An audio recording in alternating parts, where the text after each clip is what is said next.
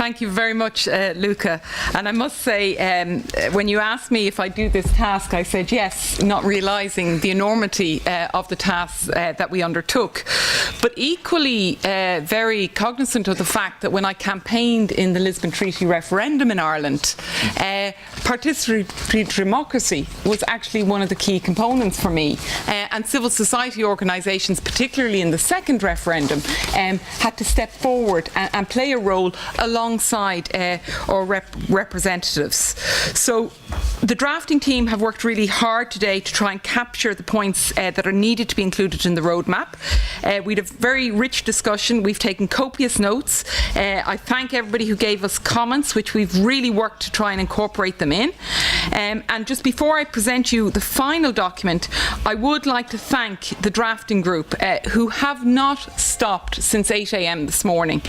So a very big thanks to Andris Gobens, Christian Pervelescu, Connie Reuter and Ariane Rodat. And also I'd like to thank Indri and Mangangus, who are both Lithuanian members of Group 3, who officially tweeted for us throughout the meeting and hopefully captured some of the richness of the debate, and I think they did. I should also note that in addition to all the notes we did, the Group 3 Secretariat have been taking notes of comments, so we have quite a rich resource after the meeting to go through. And also to say that thankfully our dear President has given me a day or two to tidy up our final notes, but he will then send them to you, all of you, by email, and that's my understanding. So, the roadmap.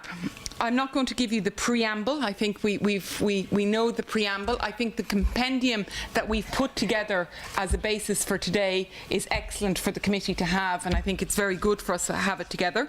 But what our group has done is we've decided that we would present you the roadmap in two parts. Obviously, each of the points that I say, it's like a signpost or a hook, and so much work can be attached to each one of those. So we try to keep it very succinct, the points that we have. And I should also note that they're only proposals, and we would ask that they would be reviewed, agreed, and then clear timelines be added to each of these proposals when they're agreed. So we split it into two parts. We decided to say what actions we as an Economic and Social Committee should do, and then suggestions of actions for other institutions and the Member States. And I should also add that perhaps the order may not always be logical, because sometimes points came up during the debate and got inserted into the document. So, on the actions for the Economic and Social Committee, we proposed that there would be an own initiative opinion that would set out the preconditions necessary for civil dialogue. We think it's very important, obviously, that in any of the work we do in this area, it's very important that we do it as a committee, and that's why I was very happy to see the interventions this afternoon of the presidents of Group 1 and Group 2, and obviously anything we do would be working with the other groups. We stress the importance to strengthen the work of the EESC liaison group with European civil society organisations and networks, and to reach out to other European civil society actors. We believe that we need to undertake a systematic evaluation of the EESC activities, both as an advisory body and of its members, to engage civil society representatives to identify best practices and gaps. We're calling for a subcommittee to be set up within the committee to work in cooperation with other institutions and civil society organisations to prepare a preliminary framework for a green paper on the practical implementation of civil dialogue. We believe that there needs to be a structured space needs to be built for broader horizontal civil dialogue, a so-called European public space for European civil dialogue, where all the institutions would participate. I've already mentioned one own initiative opinion that we propose, but we would also see that the committee needs to examine and undertake other own initiative opinions on the various aspects of civil dialogue and Article 11 as a proactive input to the EU institutions and the national level decision makers. We also think it's very important to facilitate the exchange among members in the committee to collect and build on their best practices, the tools and mechanisms for civil dialogue.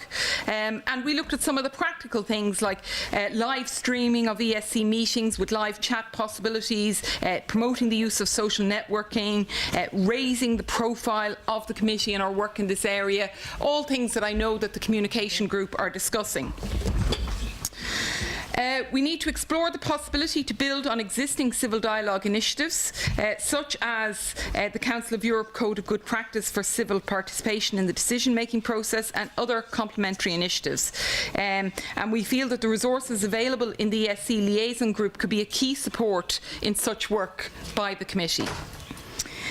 We think it's critical that the committee disseminates and encourages civil society organisations to utilise the opportunity of the European Citizens Initiative that will enter into force in March 2012. We think it's important that we work with national economic and social committees and similar structures in member states to share expertise and support capacity building.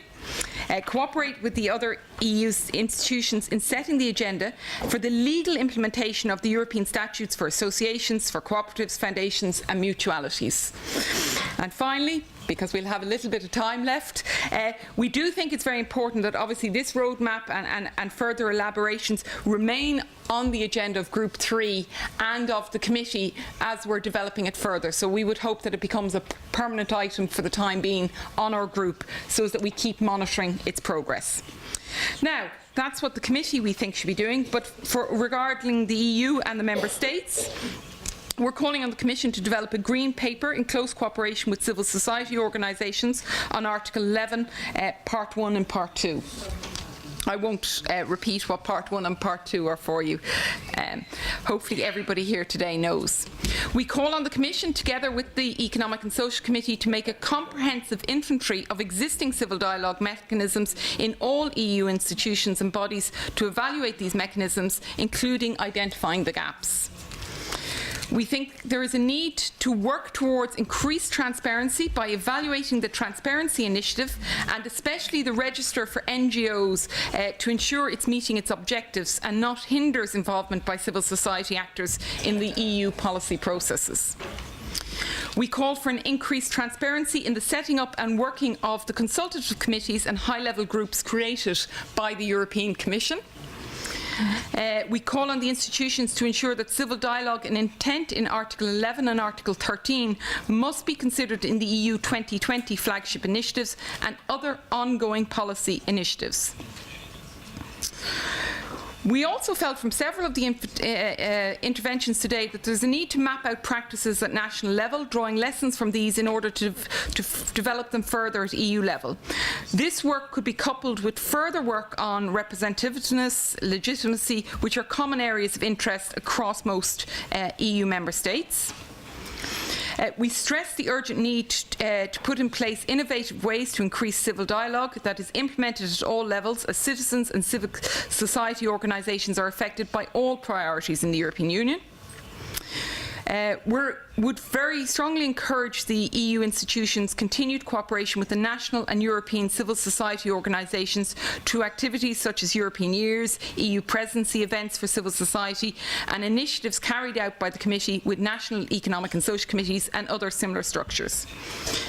And very much in line with what Vice President Durand said earlier, was we stress the need to continue with and improve the European Parliament Agora initiative, by example tying the Agora to the European Year or other such topics. We felt it's important to identify ways to improve civil society involvement in the work of the Council, both at EU and national levels. We call, I've already said this one, and then we call for initiatives from the EU institutions to support a sustainable civil society in Europe through providing the necessary infrastructure, such as sustainable financial support. That's what we gathered from today. I am sure we have forgotten something essential, but please feel free to send us in your comments. We'll be tidying up this document, handing it over to our dear President for him to send to you all.